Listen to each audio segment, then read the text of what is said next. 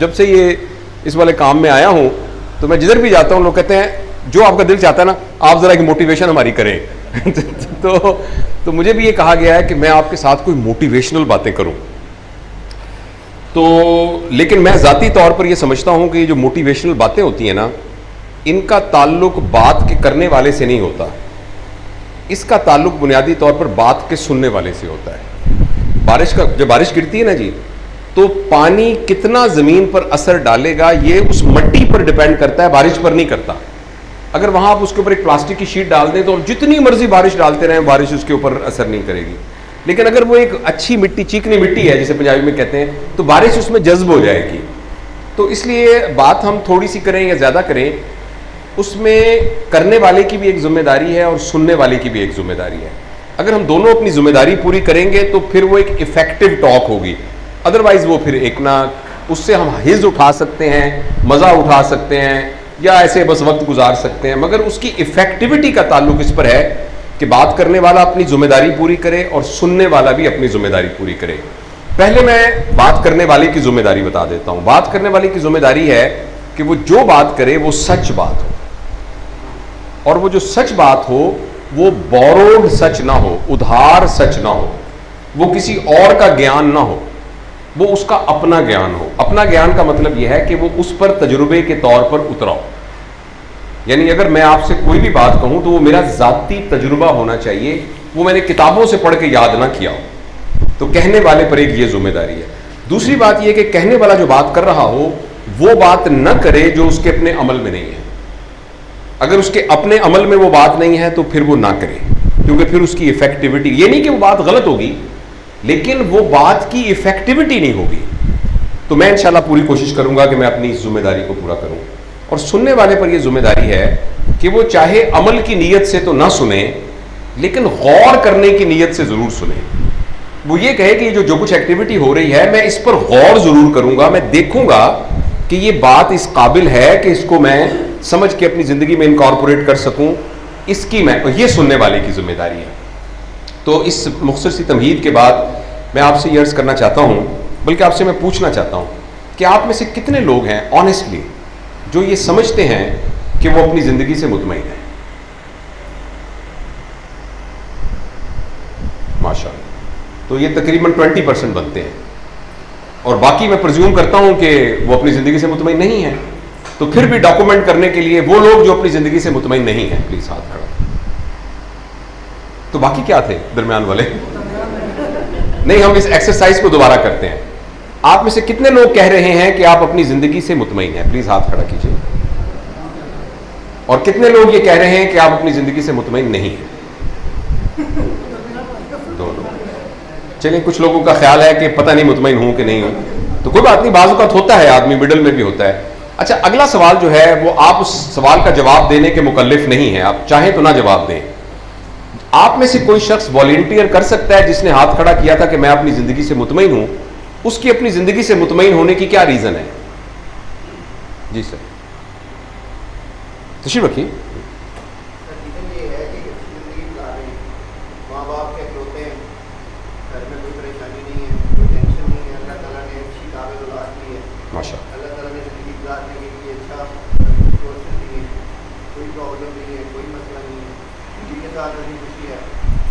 इसलिए आप कह रहे हैं कि जिंदगी माशाअल्लाह। तो ये बड़ी सॉलिड रीजंस हैं एक ज़िंदगी को मुतमईन करने के लिए। अच्छा, मैं ये एक्सरसाइज जब कभी इस तरह वर्कशॉप्स वगैरह में करता हूँ तो उसको एक बहुत बड़ी यानी एक स्टडी के साथ रिलेट करके ये एक्सरसाइज करता हूँ। तो दुनिया में इंसान मुतमईन है या नहीं है, इसके लिए जब बहुत ब्रॉड स्टडी की गई है तो उसके 3 लेवल आइडेंटिफाई किए गए कि इंसान खुश जो होता है ना, खुश, उसके 3 लेवल होते हैं। पहला लेवल होता है जिसका नाम है प्लेजर। ये पहला लेवल होता है। मसलन अभी ज़बरदस्त किस्म का खाना आ जाए, हम कहेंगे यार बड़ा अच्छा है। अच्छा, कपड़े मैंने पहने, बड़े कंफर्टेबल कपड़े पहने, गाड़ी मेरी बड़ी अच्छी है, तो बड़ा प्लेजर है ना। इसी तरीके से आपने कोई और भी 100 चीज़ें ऐसी, आपको इसको म्यूज़िक का शौक़ है, उसने म्यूज़िक सुनी है, बड़ा प्लेजर है। तो ये एक पहला लेवल है जिसमें आदमी एक मुतमईन होता है और इसका ताल्लुक आसानियों के साथ है। जैसे सर ने फरमाया कि भाई माली वसाइल मेरे ऐसे हैं कि जो मैं पहनना चाहूँ पहन लेता हूँ, जो मैं खाना चाहूँ खा लेता हूँ, जिस जहाँ मैं जाना चाहते हैं वो चाहता हूँ। तो ये देखा गया है कि ये जो लेवल है ना, ये सस्टेनेबल लेवल नहीं है, क्योंकि इस लेवल के नतीजे के अंदर हमारी बॉडी के अंदर एक हार्मोन प्रोड्यूस होता है जिसका नाम है डोपामीन। जब भी हमें कोई चीज़ प्लेजर देती है ना सर, तो हमारी बॉडी में उस प्लेजर को इनिशिएट, यानी प्लेजर को महसूस कैसे करते हैं, वो केमिकली एक हार्मोन पैदा होता है जिसका नाम है डोपामीन। डोपामीन वही है, अगर आप सिगरेट पिएंगे तो तब भी हो जाएगा, अगर आप शौकीन हैं मौसीकी के और उसके एडिक्ट हो गए हैं, अगर आप स्क्रीन को बहुत यूज़ करते हैं हर वक्त, इंस्टाग्राम फेसबुक के, तो आपके अंदर फिर डोपामीन प्रोड्यूस हो जाएगा। हेरोइन से भी हो जाएगा, अल्कोहलिज्म से भी हो जाएगा, यानी जिस चीज़ के आप आदी हो जाएंगे उससे वो डोपामीन। अगर आप एक्सरसाइज के आदी हैं और जिम में जाते हैं तो तब भी डोपामीन प्रोड्यूस होना शुरू हो जाता है, जो आपको एक सेंस ऑफ प्लेजर देता है। अच्छा, लेकिन ये जो इसकी खुसूसियत ये है कि हमारी बॉडी आहिस्ता आहिस्ता इस हार्मोन, इस केमिकल कंपाउंड से रिफ्रैक्टरी होनी शुरू हो जाती है, आदी होनी शुरू हो जाती है, और अगली दफा उतना प्लेजर हासिल करने के लिए हमें वो डोज ज्यादा चाहिए होती है। लिहाजा जो चीज हमें खुशी प्लेजर के लेवल पर दे रही है वो सस्टेनेबल नहीं होती, उसके लिए आदमी को कोशिश करनी पड़ेगी। फर्ज करें एक आदमी कहता है यार साइकिल पे जाते थे, सारी जिंदगी साइकिल पे गुजरी है, एक मोटरसाइकिल मिल जाए ना, होंडा सीडी काले रंग वाला, मतलब मुझे याद है मैं ये कहा करता था जब मेडिकल कॉलेज में पढ़ता था कि यार साइकिल पे आते हैं तो बड़ा अच्छा। जो ही मोटरसाइकिल आया कुछ देर के बाद ख्याल आया कि यार मोटरसाइकिल पर भी कोई ज़िंदगी है, तो कम से कम 175 तो होना चाहिए। फिर जब 175 वो उसकी आवाज़ ज़रा बड़ी ज़बरदस्त होती थी, तो हम फिर आया कि यार कोई गाड़ी भी होनी चाहिए। और ये आपने देखा होगा, ये ह्यूमन नेचर है, ये कोई बुराई नहीं है, ये नेचर है इस काम की कि जिस चीज़ के अंदर से प्लेजर एक्सट्रैक्ट होता है, थोड़ी देर के बाद उससे प्लेजर एक्सट्रैक्ट होना बंद हो जाता है और उसके बाद उससे ज़्यादा मिकदार के चीज़ों का प्लेजर कर, और चीज़ों का जो है ना, चीज़ों का हुस्न उनके तसव्वुर में बंद है, यानी चीज़ों का हुस्न चीज़ों में नहीं, चीज़ों का हुस्न उनके तसव्वुर में बंद है। जो ही वो चीज़ें आपके दस्तरस में आ जाती हैं तो उनका हुस्न फिर आहिस्ता आहिस्ता मांद पड़ना शुरू हो जाता है और आप फिर आहिस्ता आहिस्ता उससे ज़्यादा की ख्वाहिश करने लग जाते हैं। तो ज़िंदगी के मुतमईन होने का ये जो लेवल है, ये बिल्कुल ठीक है लेवल, लेकिन इस बात का बहुत खतरा है कि ये ज़्यादा देर तक मेंटेन नहीं रह सकेगा।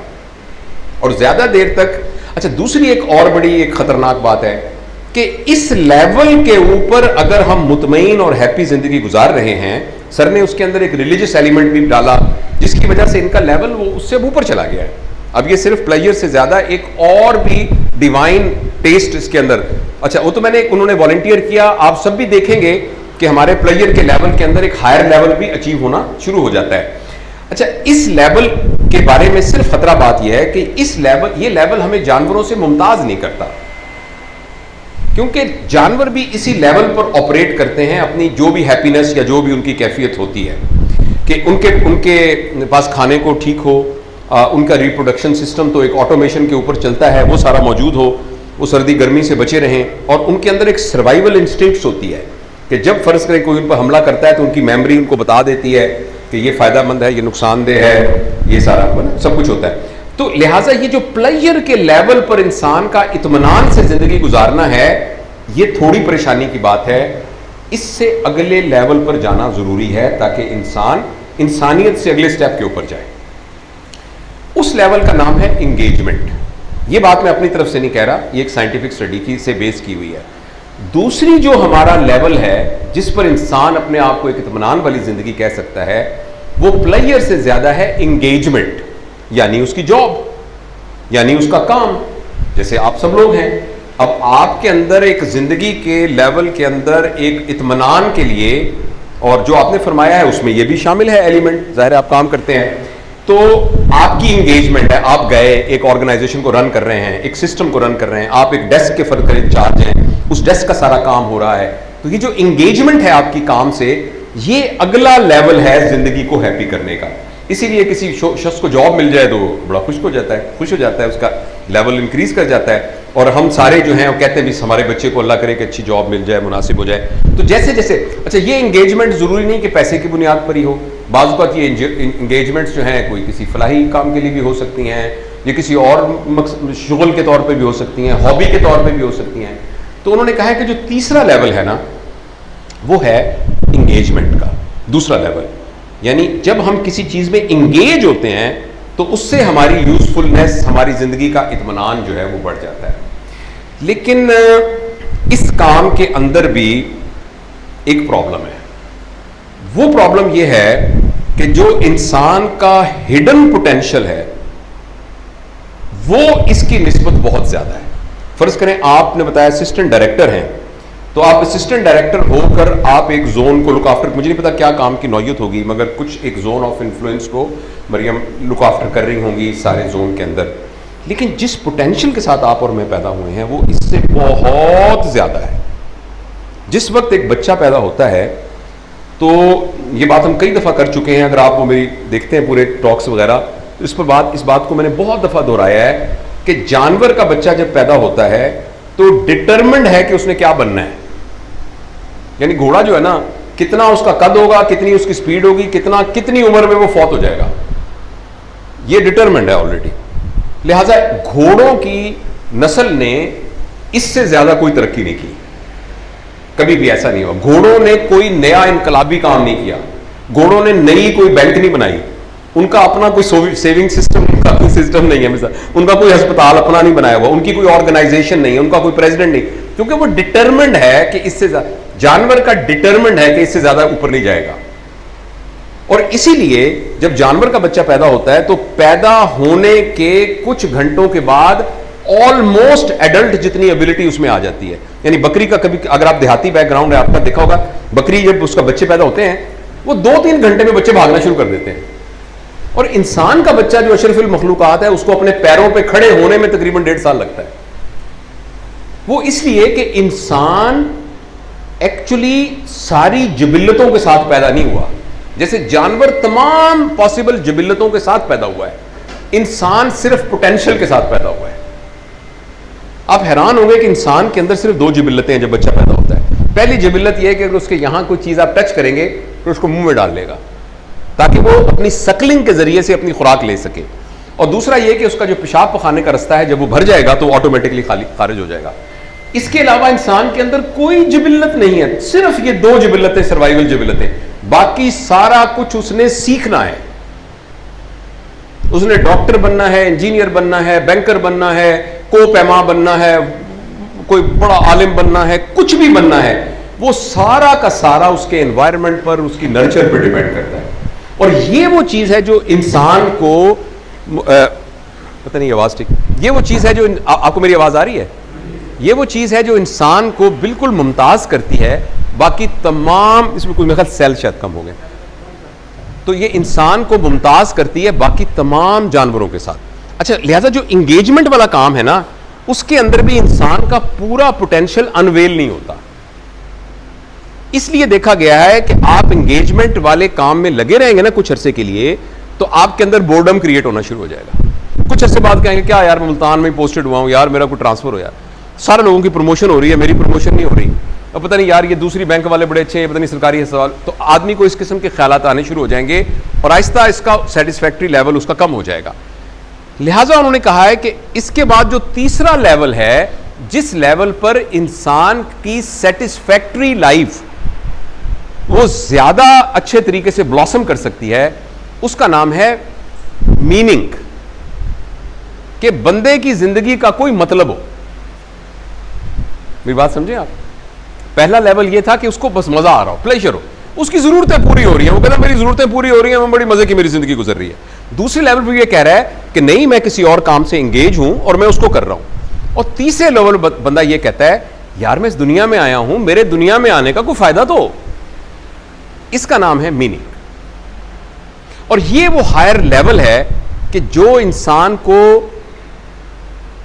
बुनियादी तौर पर एक इत्मीनान की उस लेवल पर लेकर आता है जिसमें आदमी अपने आप से खुश होता है। स्टडी ने यह प्रूव किया है। अच्छा, मीनिंग का क्या मतलब है?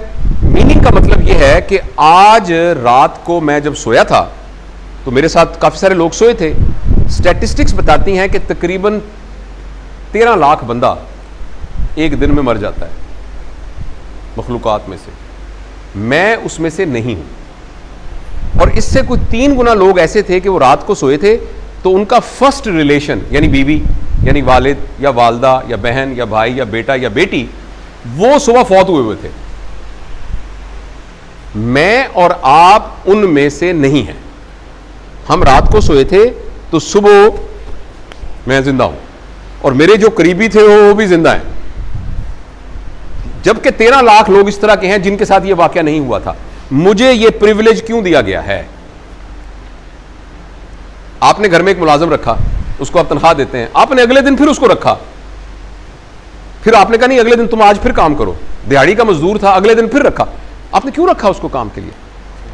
इसलिए कि वो आपके लिए यूजफुल है, वरना आप उसको निकाल देते। तो अल्लाह पाक की इतनी बड़ी कायनात के अंदर जो अल्लाह पाक ने हमें मजदूर रखा हुआ है, एक दिन मुझे और दे दिया है मुझे और आपको, तो आखिर इसका कोई मकसद तो है ना। उस मकसद को समझने का नाम है मीनिंग, कि मेरा कोई फायदा भी तो हो। वो जो फायदा है वो पहले वाली 2 चीजों से ज्यादा डायमेंशन का होना जरूरी है, तब हम इसको मीनिंग कहेंगे। अगर हमारे आज के दिन के अंदर भी वही रूटीन चल रही है कि जिस रूटीन के अंदर मुझे कोई तकलीफ नहीं है, मुझे कोई प्रॉब्लम नहीं है, मैं बिल्कुल ठीक ठाक हूं, और कल भी ऐसा ही था और आज भी ऐसा ही है, तो हमारी लाइफ हमारी डिमेंशन के अंदर तो ठीक है। लेकिन इसमें बुरा ना मनाइएगा, माफ कीजिएगा, मैं अपने आप को ही सुना रहा हूं ये कि मगर ये हमें किसी जानवरों की उससे मुमताज नहीं करती किसी तरीके से। ये भी हम अपनी मौत की तरफ सिर्फ एक कदम आगे बढ़े हैं और आसानी के साथ ऐसे में इसको हायर ह्यूमन लेवल पर परसीव करने के लिए हमें अपने इंगेजमेंट के लेवल को और हमारे मीनिंगफुल होने के लेवल को शऊरी तौर पर सोचना पड़ेगा, शऊरी तौर पर, और उसको एग्जीक्यूट करना पड़ेगा और देखना पड़ेगा कि मेरा इस दुनिया में होने का कोई फायदा भी है कि नहीं है। और अनफॉर्चुनेट इसकी एक्सरसाइजेज मौजूद हैं। अनफॉर्चुनेटली बाज का जब अपना करते हैं ना एनालिसिस, तो हमें यह बात नहीं पता लगती कि मेरे होने का कुछ फायदा है, मगर आप ऑब्जेक्टिवली देखते हैं तो यह भी नहीं पता लगता कि मेरे होने का कोई फायदा नहीं है, बल्कि बाजू का हम असेस करते हैं तो हमें पता लगता है कि मेरे होने का यहां नुकसान है। मेरी मौजूदगी की वजह से नुकसान क्रिएट हो रहा है। बस ये मैं बात आपसे सिर्फ अर्ज करके कि वो नुकसान क्या है जो हम क्रिएट कर सकते हैं अल्लाह ताला के इस पूरे निज़ाम के अंदर, और वो फ़ायदा क्या है जिसको हम क्रिएट कर सकते हैं, वो मैं आपके सामने ये बात रख दूंगा। उसके बाद मैं और आप हम सब इस बात के मुकल्लफ हैं कि हम अपनी चेकलिस्ट खुद बना लें कि क्या मैं मुआशरे के लिए एक यूज़फुल हूँ या मैं मुआशरे के लिए यूज़फुल नहीं हूँ। अच्छा, वो नुकसान जो हम अपने लिए क्रिएट कर सकते हैं और जिसका ऑपोजिट फ़ायदा क्रिएट कर सकते हैं, उसकी 4-5 डायमेंशंस हैं। पहली डायमेंशन ये है, क्या मैं अपने लिए फ़ायदामंद हूँ कि नहीं। पहली तो ये बात है ना सर। अब एक आदमी शराब पिए जा रहा है, वो बेचारा अहमक अपने लिए भी फ़ायदामंद नहीं है। एक आदमी जो है वो 13-13 घंटे काम किए जा रहा है, वो बेचारा अपने लिए भी फ़ायदामंद नहीं है। एक आदमी जो है वो एक्सरसाइज ही नहीं करता, सारा उसने पेट निकाला हुआ है और बिल्कुल अपनी सेहत का कोई ख्याल नहीं रखता, वो बेचारा अपने लिए यूज़फुल नहीं है। बिल्कुल किसी एडिक्शन के अंदर है, वो अपने लिए यूज़फुल नहीं है। तो पहला ये कि क्या हम अपने लिए यूज़फुल हैं, हमारे अपनी लाइफ का मीनिंग हमारे अंदर है कुछ के नहीं है। अच्छा, दूसरी बात यह है, क्या जो मेरे अपने हैं उनके लिए मैं यूज़फुल हूं कि नहीं। मेरी वजह से मेरे वालिदैन की ज़िंदगी में सुख आया कि नहीं आया, मेरी वजह से मेरे बच्चों की ज़िंदगी में सुख आ रहा है कि नहीं आ रहा, मेरी वजह से मेरे स्पाउस की ज़िंदगी के अंदर सुख आ रहा है कि नहीं आ रहा, अपने जो आप। उसके बाद वो जो आपके रिलेशन में अपने नहीं हैं मगर आपके इर्द गिर्द हैं, आपकी वजह से उनकी लाइफ बेहतर हो रही है कि नहीं हो रही। या ये कि जिस जगह पर हम काम करते हैं सारे कहते हैं या अल्लाह इसका कहीं तबादला हो जाए ना, बड़ी मेहरबानी, शुक्र है आज 3 दिन की छुट्टी पे साहब गया हुआ है ना, अल्लाह का शुक्र। आज अब्बा जी नहीं आए ना तो यार शुक्र है, अब्बा जी दौरे पे गए हुए ना, आए सुकून से रात को सोएंगे, ठीक है ना। तो आपके वो जो मुतल्लिकीन हैं उनके लिए फायदा है कि नहीं। और चौथा यह है कि जो अल्लाह पाक का ये पूरा निज़ाम है, यानी हमारा मुआशरा, हम अपने मुआशरे के लिए यूजफुल हैं कि नहीं, अपनी कम्युनिटी के लिए हम यूजफुल हैं कि नहीं, या सारा हमने गंद मचाया हुआ है, हर जगह के ऊपर सारा गंद मचाया हुआ है, वह उसको पोल्यूट किया हुआ है, और फिर ये कि हम अपने पाकिस्तान, अपने वतन के लिए हम यूजफुल हैं कि नहीं, और आखिर में यह कि हम पूरी नेचर के लिए खूबसूरत हम यूजफुल हैं कि नहीं। ये डायमेंशंस हैं जिनसे हम अपनी मीनिंगफुल होने को डिफाइन कर सकते हैं। एक बात मैं अर्ज करना चाहता हूं कि यह सारा का सारा सौदा खुशी का सौदा है।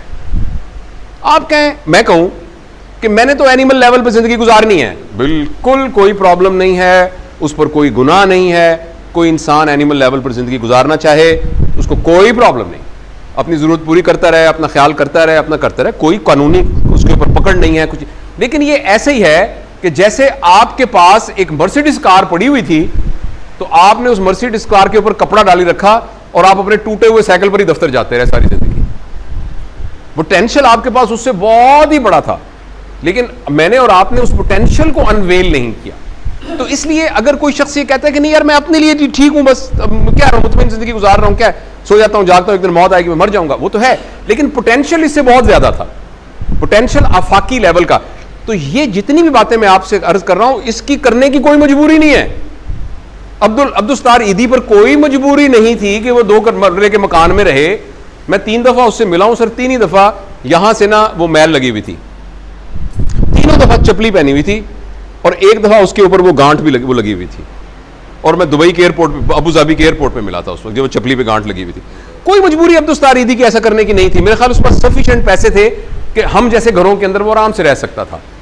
जो बंदा जो है, जिसकी ऑर्गेनाइजेशन हेलीकॉप्टर अफोर्ड कर सकती है, तो वो छोटी मोटी कोई एफएक्स कार कल्टक्स कुल्टस तो एक्सपोर्ट कर भी सकता था, उसकी कोई मजबूरी नहीं थी। इसलिए मीनिंगफुल लाइफ गुजारना मेरी और आपकी मजबूरी नहीं है। हम में से जो शख्स एक नीचे के लेवल पर जिंदगी गुजारना चाहता है वो गुजारता रहे, बिल्कुल, उसके ऊपर कोई कानूनी पकड़ नहीं। लेकिन ये वो पोटेंशियल नहीं है जिस पोटेंशियल के लिए अल्लाह ताला ने हमें पैदा किया। ये वो पोटेंशियल नहीं है, ये उस पोटेंशियल की नाकदरी है, राइट। तो मैं ये सारे जो डायमेंशन थे कि इनके अंदर हम क्या कंट्रीब्यूट करके अपने आप को मुफीद कर सकते हैं, अपनी जिंदगी को मुफीद बनाने का पहला स्टेप ये है कि अपने ऊपर तरस खाएं और अपने आप को नुकसान ना पहुंचाएं। अपने आप को नुकसान पहुंचाने के 3 डायमेंशंस हैं। जो आप खाएं वो प्रॉपर फूड होनी चाहिए और उस आपको मुफ्त दुनिया में मिल जाएगा। हम में से अक्सर ज्यादा खाते हैं, ज्यादा दफा खाते हैं और सही तरीके से नहीं खाते, राइट। मैं उसकी डिटेल में नहीं जाता, आप माशाल्लाह पढ़े लिखे हैं। अपनी डाइट को कंट्रोल करना चाहिए, अपनी सेहत का ख्याल रखना चाहिए, हर तरह की एडिक्शन से बचना चाहिए और फिजिकल एक्सरसाइज करनी चाहिए और साउंड स्लीप करनी चाहिए। काम उतना का करना चाहिए जितना कि इस दुनिया में गुजारने के लिए चाहिए। काम बेशक 24 घंटे करें, कमाने वाला काम 8 घंटे से ज्यादा नहीं करना चाहिए। अगर 8 घंटे से ज्यादा आप कुछ काम कर रहे हैं, ये किसी और की कॉस्ट पे कर रहे हैं जिसकी आपको प्राइस पे करनी पड़ेगी। ये मुख्तसर मैं आपको अर्ज करता हूं। तो अपना ख्याल रखना बहुत जरूरी है। जो बंदा अपना ही ख्याल नहीं रख सकता, अपना ही ख्याल नहीं रख सकता, तो वो आगे हायर लेवल के ऊपर पूरी आफाकियत का क्या ख्याल रख सकेगा। और अगर आप फर्ज करें किसी की सेहत ही ठीक कोई ना हो तो वो नमाज भी सही तरीके से नहीं पढ़ सकता, वो कुछ भी नहीं कर सकता। तो एक तो अपना ख्याल रखना बहुत जरूरी है। अपने ख्याल का मतलब है जिंदगी को किसी रूटीन में लेके आना। Life has to be disciplined. ऐसा नहीं देखी जाएगी सुबह उठेंगे करेंगे, लाइफ की एक तरतीब होनी चाहिए। उस तरतीब के मुताबिक लाइफ को गुजारने का मतलब है कि आपने अपनी मशीन को इस काबिल रखा हुआ है। आपके पास एक मोटरसाइकिल है जिस पर रोज आप जॉब पे जाते हैं, उसकी मेंटेनेंस जरूरी है। वो मोटरसाइकिल आपकी बॉडी है।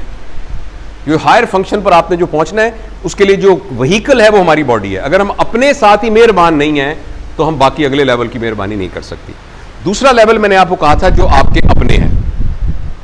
अपनों के सिलसिले में अमूमन हमसे बड़ी कोताही हो जाती है। भी आप सारे माशाल्लाह पेरेंट्स होंगे, खास तौर पर हमारे सोसाइटी के अंदर हमारी पेरेंटिंग का सिस्टम बहुत बुरा है।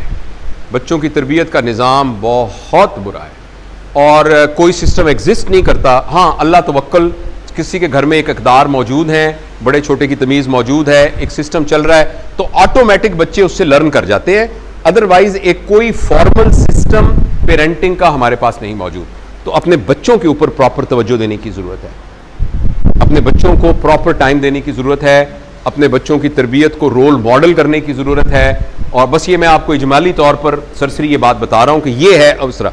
इसी तरह हमारा स्पाउस, हम खास तौर पर जैसे आप और मैं, हमारा कस्टमर सर्विस से ताल्लुक़ होता है तो आप में से अच्छा आदमी अपने बॉस की नज़र में वो होगा जिसकी कस्टमर सर्विस बहुत अच्छी है, कि क्लाइंट को बिल्कुल नाराज़ नहीं करता, बॉस उससे बहुत खुश है, छोटे मुलाजमीन बहुत खुश हैं, बहुत वो पोलाइट है। वही शख्स अपनी बीवी को खुश नहीं रख सकता, उसी शख्स से उसके बच्चे नाराज हैं। वो बहुत जबरदस्त उसकी कस्टमर सर्विस है, उसकी क्लाइंट सर्विस बहुत अच्छी, लोग कहते हैं बहुत इखलाक वाला आदमी है, लेकिन वही बेचारा ना उसके घर के अंदर से पूछें तो किसी भी शख्स की कस्टमर सर्विस, क्लाइंट सर्विस के अच्छा होने के लिए जो बंदा जिसको ACR लिखनी चाहिए वो उसका स्पाउस है। अगर एक मर्द की बीवी कहती है कि मेरा खामद बहुत अच्छा है अखलाक के अंदर, तो चाहे उसके बॉस से ACR ना ही लिखवाएं, वो ACR काफी है उसकी प्रमोशन के लिए, एंड वाइस वर्सा। तो उसीलिए तो सर मैं गला फाड़ रहा हूं अपना।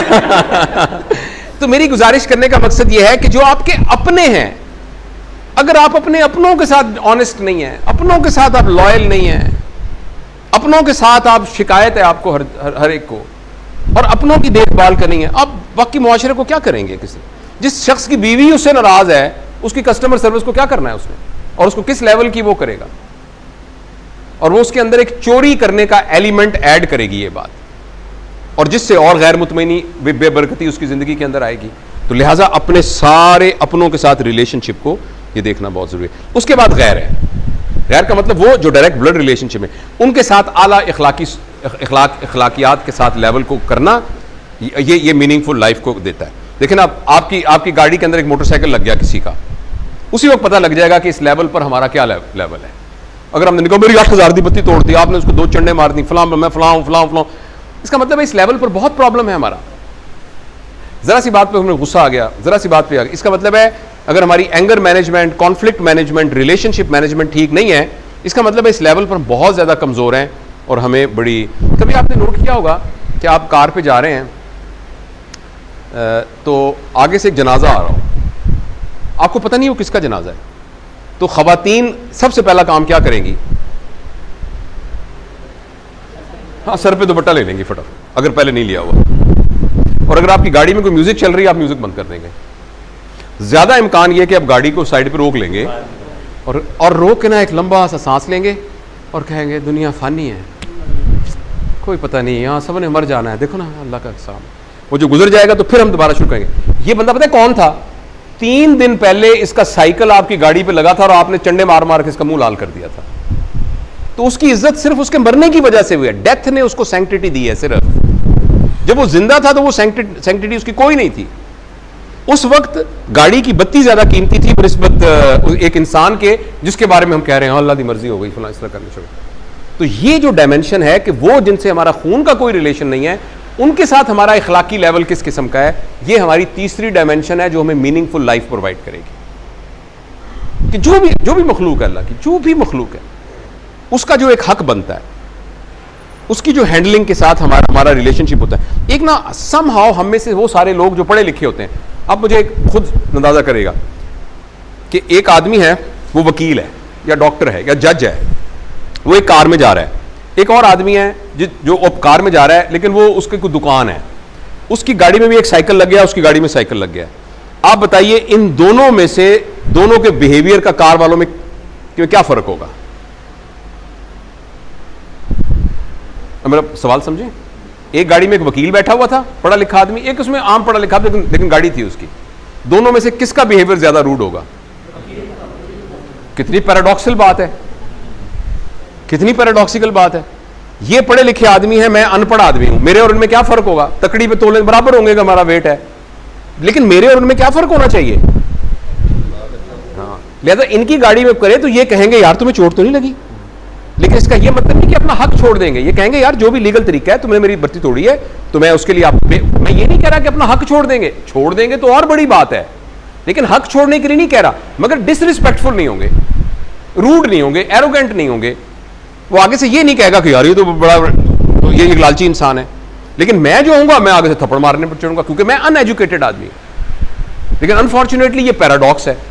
जो लाइन बना के खड़ा होता है वो होता है जो गरीब आदमी होता है, जो दूसरा मैंने नहीं जानते मैं कौन है। लेकिन एक आदमी जरा से ओहदे का आ जाए तो लाइन में खड़े होना अपनी तौहीन समझ रहा होता है। तो अपना ख्याल रखना ये बुनियादी।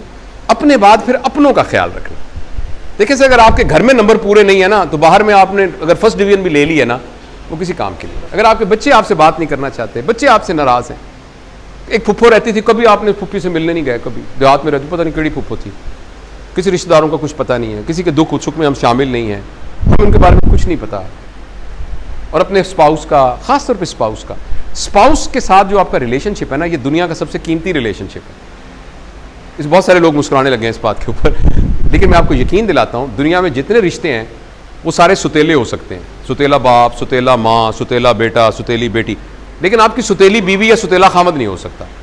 ये वाहिद दुनिया में सका रिश्ता है।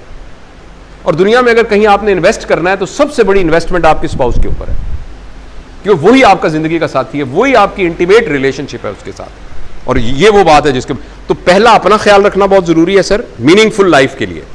अगर पेट, माफ करना अगर मेरा भी बड़ा ही है तो, लेकिन हमारे गुरु हैं बाबा जी, वो कहते हैं यार जिस बंदे का बहुत पेट निकला हो ना, उसके बारे में शक करना। खुदा ना खास्ता मैं किसी वैसे उनकी बात बता रहा हूँ, जरूरी नहीं मैं इस पर बिलीव करूँ। यार ये अपना ख्याल नहीं रख सक रहा, उसके अंदर इतनी तमा है कि वो 2 रोटियों को रेजिस्ट करके 6 रोटियां खा रहा है। ये बड़ा खतरनाक आदमी है, को पता नहीं है इसके तमा, इसको कोई और गलत काम आ जाए तो ये अपनी टेम्पटेशन को कैसे करेगा। ये उन्होंने एक जरा फिलोसॉफिकल बात की है, जरूरी नहीं कि ये बात इसी तरह से सही हो, लेकिन अपने आप का ख्याल रखना एक यार्ड स्टिक है कि मैं तैयार हूं पूरे मुआशरे का ख्याल रखने के लिए। दूसरा मैंने कहा कि अपनों का ख्याल रखना, और तीसरा मैंने कहा है कि वो जो आपके साथ खून के रिश्ते में तो नहीं है मगर सोशल रिलेशनशिप के अंदर है, लिहाजा उनका ख्याल रखना। आपके पड़ोसी हैं, आपके मिलने वाले हैं, आपके जो जॉब के दौरान आपके साथी हैं, आपके कस्टमर हैं, और वतन के हैं। अगली मैंने कहा था कि मुआशरे का ख्याल रखना। मुआशरे के सिलसिले में भी हम बड़े ही कोताही बरतते हैं। मैं एक दफ़ा जा रहा था मोटरवे पर, मेरे बेटे साथ थे, तो मेरा एक बेटा जो है ना, उसको ज़रा कुछ गाड़ियों गुड़ियों का शौक है, डॉक्टर है वैसे तो वो उसका, तो आगे से गाड़ी गुजरी तो मुझे कहने लगा कि अबू ये गाड़ी ज़बरदस्त है। ये तो मैंने कहा कौन सी गाड़ी, मुझे पता नहीं। उसने कहा ये पोर्शे है गाड़ी। मैंने कहा अच्छा, वो मुझे भी ऐसे हुआ, कहने से ये पोर्शे गाड़ी पाकिस्तान में तो किसी के पास होगी नहीं। अभी मैं ये कह ही रहा था ना, तो अचानक उसका शीशा नीचे गुजरा और इतना बड़ा एक केलों के छिलकों वाला श्रल करके उसने मोटरवे पे फेंका, और वो कुछ ना मेरी गाड़ी में भी लगे। और मैंने कहा यार गाड़ी तो पोर्शे है, लेकिन इसमें जो बंदा बैठा है ना, वो केले के छिलके मोटरवे पे फेंकने वाला आदमी है ना। वो उसके यानी अल्लाह उसको रहम करे उसके ऊपर, और हमारे ऊपर भी रहम करे। हम अपनी सोसाइटी के साथ यूजफुल, हम उसके लिए मुफीद नहीं है। इसीलिए आपको बहुत सारी चीज़ें, वलायत की मिसालें मिलती हैं कि लोग वहाँ कैसे बिहेव कर रहे होते हैं और हम यहाँ कैसे बिहेव कर रहे होते हैं। तो मैं फिर तफसील में नहीं जाता, लेकिन हमें अपनी सोसाइटी के लिए भी यूजफुल। और अगली बात करके मैं जो एंड करना चाहता हूँ, मेरे ज़ाती, मैं अपनी आप मिसाल पेश करता हूँ। जो मैंने सबसे ज़्यादा ज़्यादती ज़िंदगी में की है ना, वो मैंने पाकिस्तान के साथ ज़्यादती की है। और वो वतन जो हमें मिला, इतनी कुर्बानियों के साथ मिला, उसके लिए मैंने कोई कंट्रीब्यूट नहीं किया। मैं अपनी बात कर रहा हूं, आपके ऊपर हो सकता है ये अप्लाई ना की हो जाए, लेकिन अगर हम में से अक्सरियत ने पाकिस्तान का ख्याल वैसे ही रखा होता जैसे हमने अपनी आसानियों का ख्याल रखा है, या जैसे हमने घर वालों की आसानियों का ख्याल रखा है, तो आज पाकिस्तान की वो हालत ना होती जो आज हम सारे कह रहे हैं। अपने दिल में झांक के देखें, हम सारे पाकिस्तान के मुस्तकबिल के बारे में मायूस हैं। अभी हमें कोई कह दे कि आपके बच्चे को अमेरिका का वीजा मिला, आप कहते अभी बैठो, निकल यहां से। और अभी कोई बात करनी शुरू कर दे तो हम ये कहना शुरू कर देंगे नहीं नहीं पाकिस्तान देश नहीं है, तो पता है पाकिस्तान है। तो हमारे मीनिंगफुल होने की एक डायमेंशन ये है कि हमने अपने वतन पाकिस्तान के साथ हम ऑनेस्ट नहीं रहे। और इसकी अगर आपने कोई मिसाल देखनी है, इसका मतलब ये नहीं कि हमारे अंदर पोटेंशियल नहीं है, ऐसा नहीं कि हमारे अंदर पोटेंशियल नहीं, वो पोटेंशियल हमने पाकिस्तान के लिए इस्तेमाल नहीं किया, जाती इस्तेमाल किया। और उसको अगर आपने, मेरी बात को अगर आप मजीद मैं इसको एलैबोरेट करूं, किसी इदारे के साथ सरकारी का नाम लगा लें और प्राइवेट का नाम लगा लें और आप देखिए दोनों में क्या फर्क है। एक आदमी था, उसका नाम था मोहम्मद खान, उसका नाम था मोहम्मद खान। वो रावलपिंडी के अड्डे के ऊपर हॉकर था। आजो आजो आजो पिंडी पिंडी आजो आजो, जो मैंने सुना।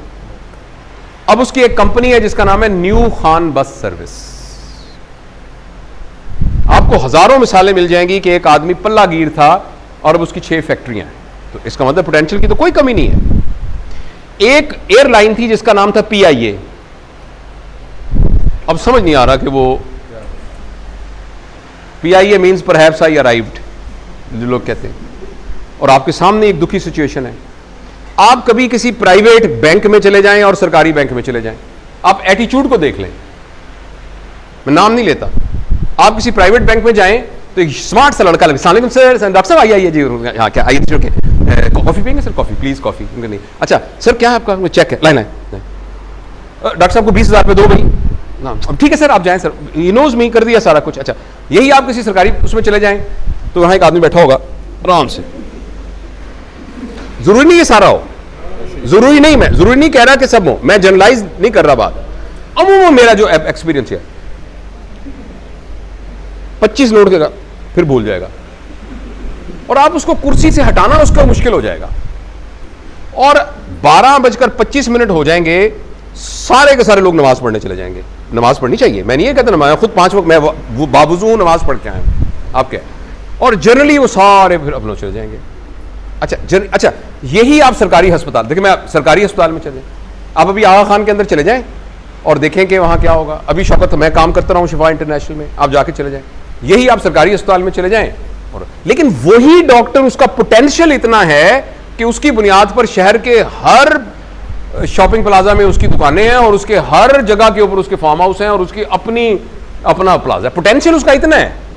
लेकिन जिसके साथ सरकारी का लफ्ज लग जाएगा वो नीचे के नीचे चला जाएगा। स्टील मिल ले लें, PIA ले लें, सरकारी बैंक ले लें, सरकारी पोस्ट, एक छोटे से कमरे के, इतने से कमरे में TCS का दफ्तर बना होता है, पूरी दुनिया में करा, इतना बड़ा पोस्टल ऑफिस है, माल रोड की सबसे कीमती बिल्डिंग पोस्ट ऑफिस का ऑफिस है, यहां बहावलपुर की सबसे कीमती बिल्डिंग, वहां एक प्लाजा बना के किराए पे चढ़ा देना तो वो पोस्टल सर्विस से ज्यादा पैसे कमाएगा।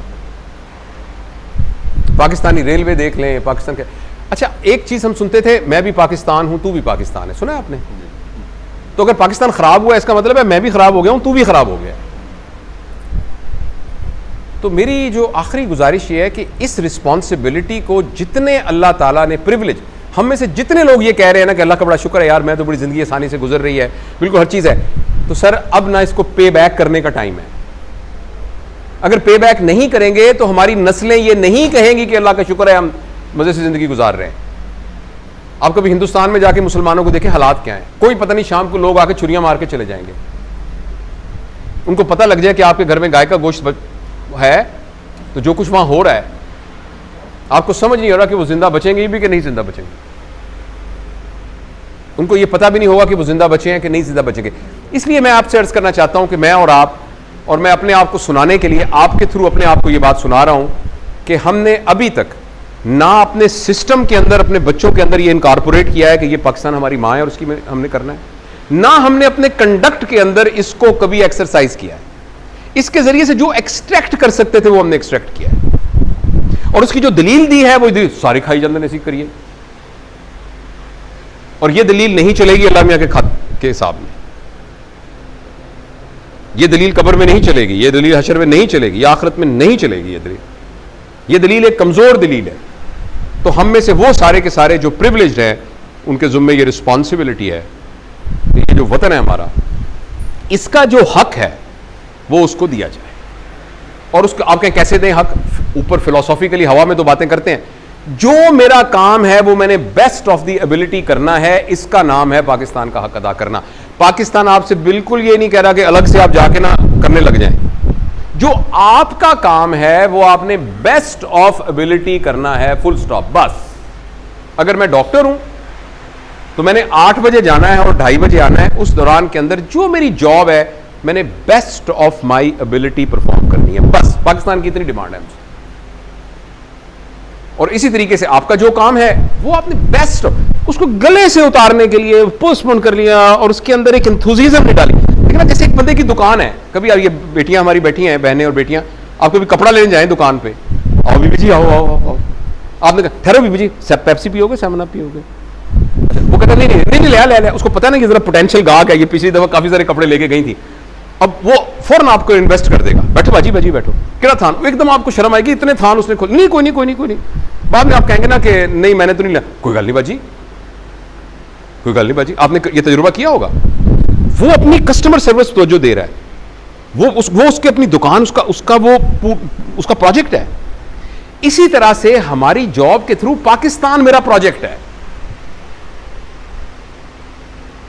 ये मेरी जिम्मेदारी है, ये मेरा प्रोजेक्ट। मैंने इस मुल्क को ऊपर उठाना है और ये अपने ऊपर एहसान करना है। क्यों? कि मेरी नस्ल जो यहां आए, जो मेरी आने वाली नस्ल है, वो एक अच्छे मुआशरे में रहे, वो एक कंफर्टेबल मुआशरे में रहे। अच्छा, ऐसा हम कर क्यों नहीं पा रहे? कर इसलिए नहीं पा रहे कि हम कहते हैं कि ये हुकूमत क्यों नहीं करती, भाई फौज क्यों नहीं करती। और ये बात जेन्युइन है, ये पूछनी जायज बात है कि ऊपर से तो कोई भी नहीं करता, ये बात बिल्कुल जायज है। जिन मुआशरों के अंदर ये ऊपर से हो रहा है वहां ऑलरेडी क्रिएटिव है। लेकिन प्रॉब्लम ये है कि जो हमसे सवाल, हमारी जिंदगी इज्तमाई है मगर हमारा सवाल इनफरादी होगा।